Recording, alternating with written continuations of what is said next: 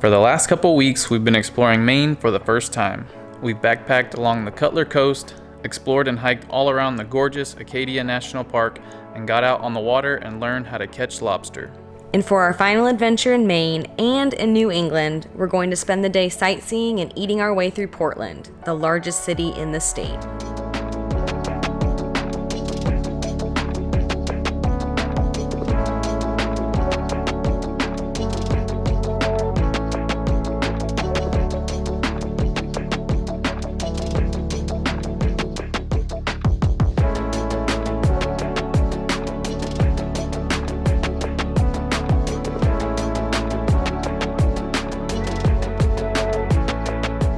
We're starting our day in Portland with coffee, of course. We grabbed a couple coffees from a spot called Tandem Coffee, which is located inside a converted 1960s gas station. I got a mocha, which is something I never get, and it is so chocolatey and good. And they also have these delicious looking baked goods and biscuits, but we're currently walking to get a different carby breakfast item instead.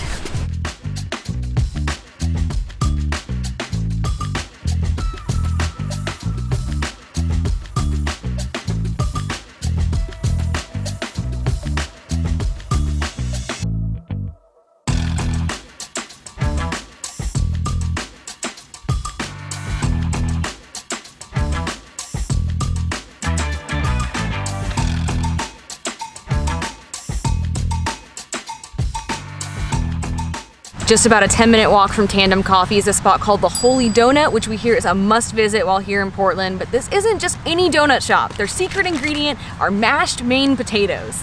We've never had potato donuts before, and I've actually never heard of them before today, so I'm very curious how these are gonna taste. So we got a maple bacon, a pumpkin head, and a gluten-free dark chocolate sea salt, and this is actually their most popular flavor. All right, we gotta get a bite with lots of bacon in it. First off, the flavor is amazing. The bacon has a little bit of, like, I guess it's maple bacon, so I think the bacon has a little bit of sweetness too, and then the glaze here, nice and sweet. But the main difference here is the texture of this donut is just so different than a regular donut. I think the best way I can describe it is it's almost bagel-y. It's more dense, more chewy than a regular donut that's nice and light and fluffy. I like it though. It's like a completely different texture than a regular donut. I tried the pumpkin head one, and the flavor is so good. It's not overly pumpkin-y, but it has kind of like that fall pumpkin type flavor, especially on the glaze. But yeah, the inside is more like a bagel. It's more bready than a normal donut, which is, I guess you could compare this more to a cake donut, but it's more bready than a cake donut. I feel like these are more filling than a regular donut though, so you maybe can't eat as many of them, which is good and bad because you want to try all the flavors. So this is the gluten-free dark chocolate sea salt, very chocolatey, and then you can see the little salt crystals on there, so you get nice and salty there. The key difference on this one is the texture. This one's closer to a cake donut, especially compared to the other potato donut here. I think the maple bacon is the winner for me. It has such a good sweet, salty, smoky kind of flavor, and then having that bacon on top just adds a different texture. It's a really great combination.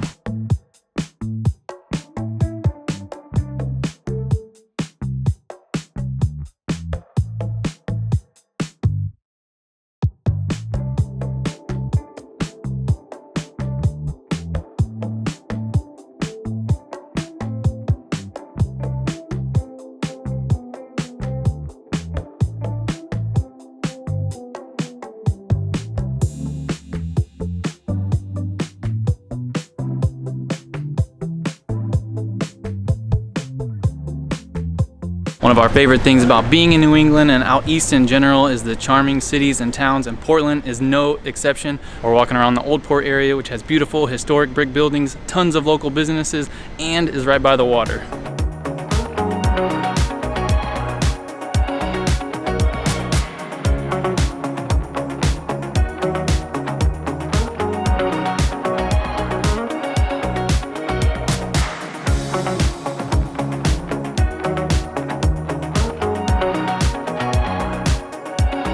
Portland was established in 1786, and with its location on the water, it became a booming center of trade. as it was the closest U.S. port to Europe. The city continued to grow when the railroad came to Portland in 1832, even overcoming a fire that destroyed much of the city in 1866, but around the 1960s, the area now known as Old Port began to deteriorate. In the 1980s, a rebirth began along the waterfront, and today the Old Port neighborhood is one of the best preserved East Coast historic waterfronts and has maintained much of its historic charm from the 1800s. As we walked around the brick sidewalks and admired all of the beautiful and ornate brick buildings, the city quickly became one of our favorites that we have ever been to.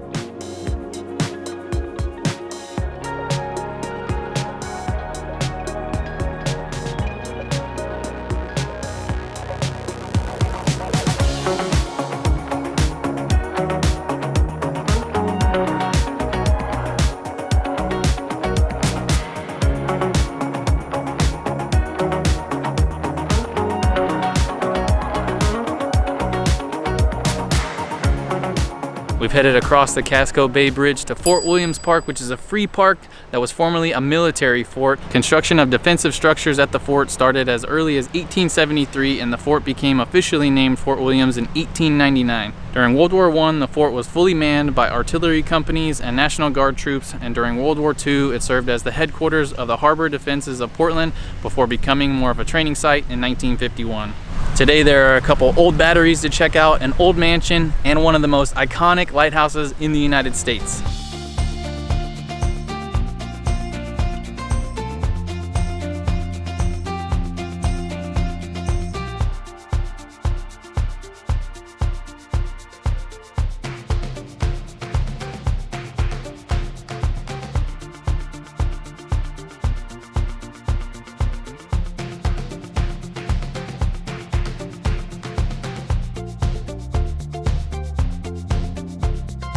This is Battery Erasmus Keys, and it was the alert station. So if there was ships out in the water here that didn't properly identify themselves, they were gonna get ready to fire.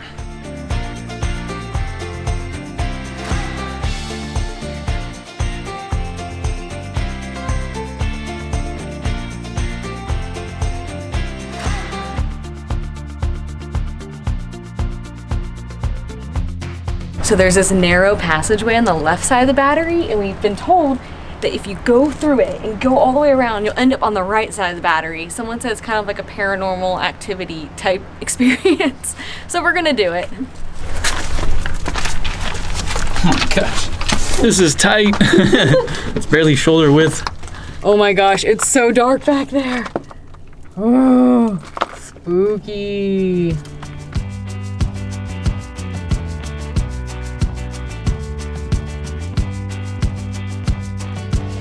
Do you like this or hate it? No, I hate it because I just bought this sweater and I don't want to mess it up.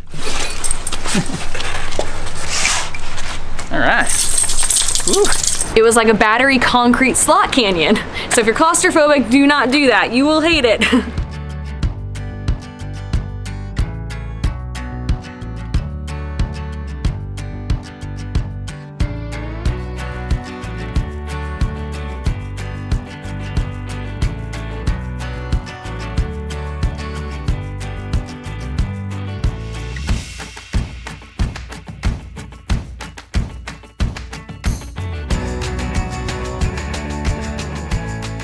So this is the Goddard Mansion, and it was completed in 1858 and built for John Goddard, who was a prominent businessman in the area. The Army then purchased this building in 1898 to house married enlisted men, and now it's just this empty shell of a mansion that's just kind of overgrown with trees. It's really, really beautiful, just kind of seeing how nature has taken over it. And it reminds us a ton of the castle we saw at Ha Ha Tonka State Park in Missouri, which is kind of similar. You can walk around it, you can't walk in it, but it's just this shell of what was once a really beautiful building.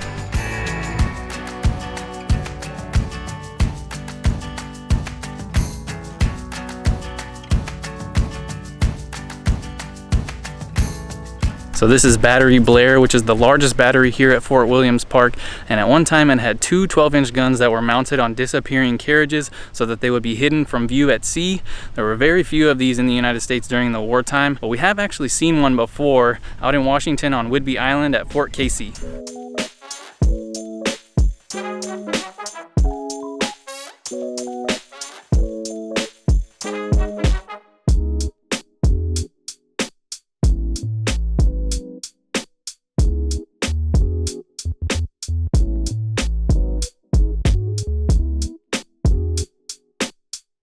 Yesterday we went lobstering with Lucky Catch Cruises and learned firsthand how lobsters are caught, and then got to try a whole one boiled, but we couldn't leave Maine without trying lobster in another form.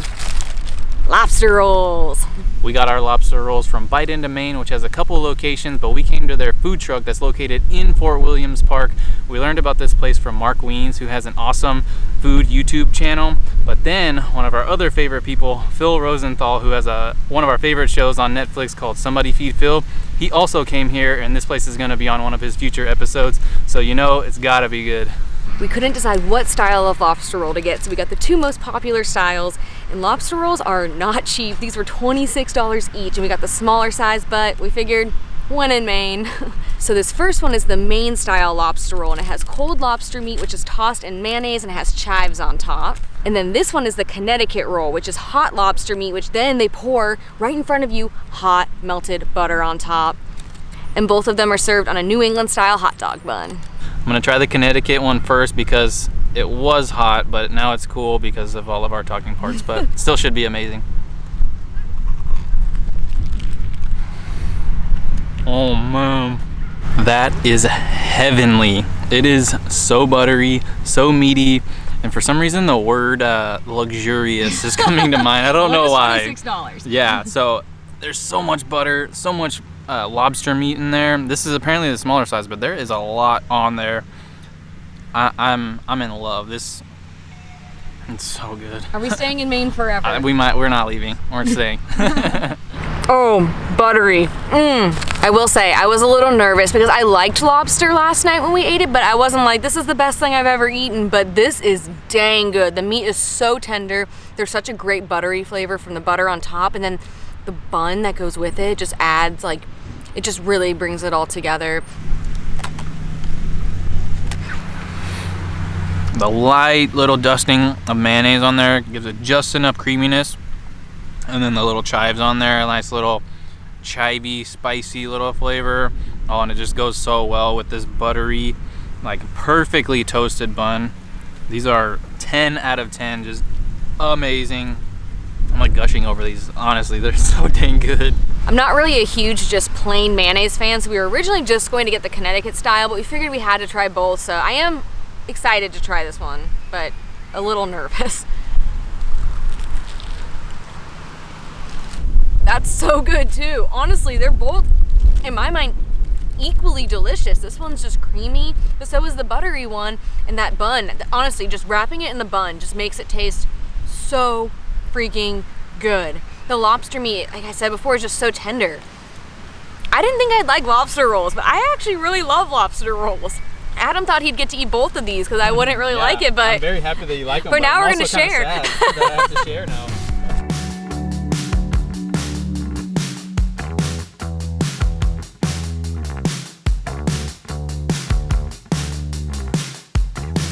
Besides just trying lobster rolls, we also wanted to try a couple other iconic Maine food items, whoopie pies and blueberry soda. Blueberries are Maine's state fruit, and while we didn't visit during the blueberry season, which is in the summertime, blueberry soda is one of the popular ways to try the fruit. All right, so this is just water, cane sugar, and blueberry juice.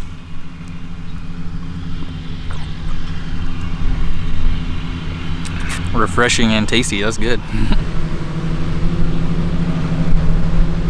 Tastes just like blueberry juice with some fizz. That's good. So in 2011, the Maine state legislature designated whoopie pies as the official state treat of Maine. And what a whoopie pie is it's two chocolate cake-like rounds with a creamy filling between them, and it's said to have been popular here in Maine since 1925. This tastes just like you took a cupcake, cut it in half, and then put the frosting in between it. It is so good. The cake cookie is just perfectly moist and so chocolatey. So cakey, fluffy. Actually the cream in there is really nice and fluffy. This is tender and moist. Whoopie boy, this is so good.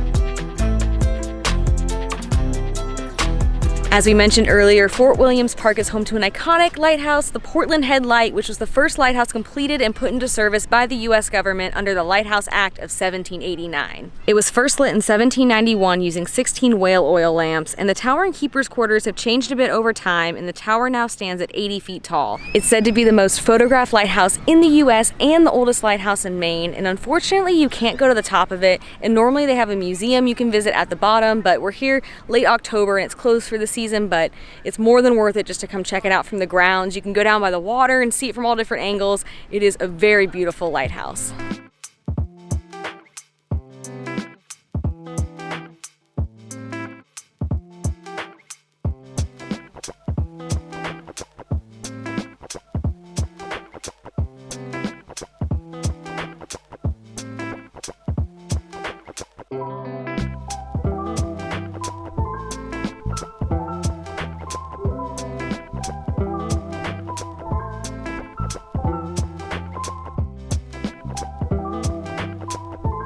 We have had the best time here in Maine and in New England. Visiting New England in the fall and just in general has been a dream of ours for years, and it totally exceeded all of our very high expectations. Oh, heck yeah. It met our wildest dreams. It was just the best month out here, and we're so sad to leave.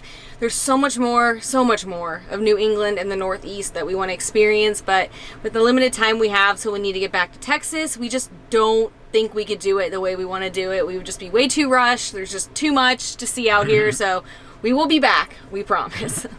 While our time in New England is unfortunately coming to an end, our time out east isn't totally done yet. We have some friends in and near Virginia that we want to make our way towards. We're going to do a little bit of hanging out, do a little bit of sightseeing, so that's where you'll see us next. I get excited talking about two of my favorite people. Mark Wiens. Mark Wiens, my guy. Whoa. You have onions all in your teeth.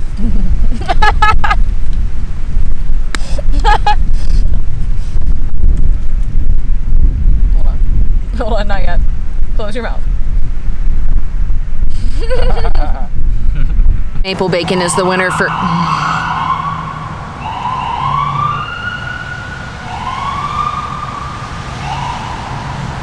It has such a good...